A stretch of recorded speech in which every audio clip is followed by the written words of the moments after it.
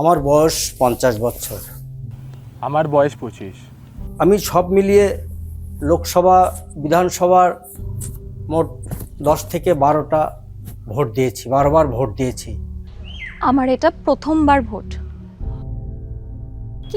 কিন্তু কিন্তু আমাদের সবাইকে এসআইআর এর লাইনে দাঁড়াতে হয়েছে। কেন? কেন? কারণ সব নথি থাকা সত্ত্বেও বাংলায় কথা বলার কারণে আমাদের বেশিরভাগই প্রশ্নের মুখে পড়তে হয়েছে। A letter from Delhi police that referred to Bengali as Bangladeshi language has Bangla নামক কোনো ভাষাই নেই, এই দাবি অমিত মানববর। আমার দাদু সারা জীবন বলতেন এটাই আমার দেশ। আজ তিনি কবরে নিশ্চিন্তে শুয়ে আছেন এই ভেবে যে তার পরের প্রজন্ম নিরাপদ। গর্ব করতেন ভারতীয় বলে। শুধুমাত্র বাংলায় বাস করি বলেই আমাদেরকে এত সন্দেহ করা হচ্ছে। আমি এই নিয়ে 4 বার এলাম। আমার 2002 সালে নাম আছে, তারপরে আমাদেরকে হিয়ারিং কেন বলেছে? সেটা হলো নামের বানানের ভুল আছে, তবে আমি তো কোনো ভুল দেখছি না। আজকে যে এই জায়গাটা এসেছি, আমি তো একদিন ছুটি করলাম, এই পয়সাটা আমি সরকারি ঘর থেকে পাবো?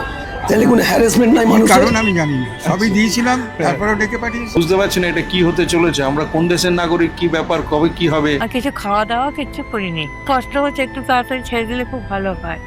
দিল্লির নেতারা আমাদের দাগিয়ে দিয়েছে বাংলাদেশি বলে। কিন্তু কিভাবে বোঝাই? বাংলাদেশ তো দূরের কথা, আমি তো দেশের বাইরেই কোনোদিন যাইনি। বিয়ের পর শুধু আমার সারনেমই বদলেছিল। হিয়ারিং এর সময় ওরা আমার চোখে দেখছিল, খুব বিশ্রী ওই নজর। হিয়ারিং এর পর হিয়ারিং হয়েছে। কই উত্তরপ্রদেশ বা বিহারে তো এতবার করে হিয়ারিং হয়নি। যদি আমি মতুয়া হই, যদি আমি রাজবংশী হই, যদি আমি সাঁওতাল হই, যদিও আমি ব্রাহ্মণ, যদি আমি মুসলমান হই, যদি আমি ছিটমহলের মানুষ হই, যদি আমার বাবার বা ঠাকুরদার কাগজ নাই থাকে, যদি আমি আমার পরিবারের প্রথম প্রজন্ম হই যে কিনা পড়াশোনা করছে, তাহলে শুধুমাত্র বাংলায় বাস করি বলে আজকে আমাকে এত সন্দেহ করা হচ্ছে।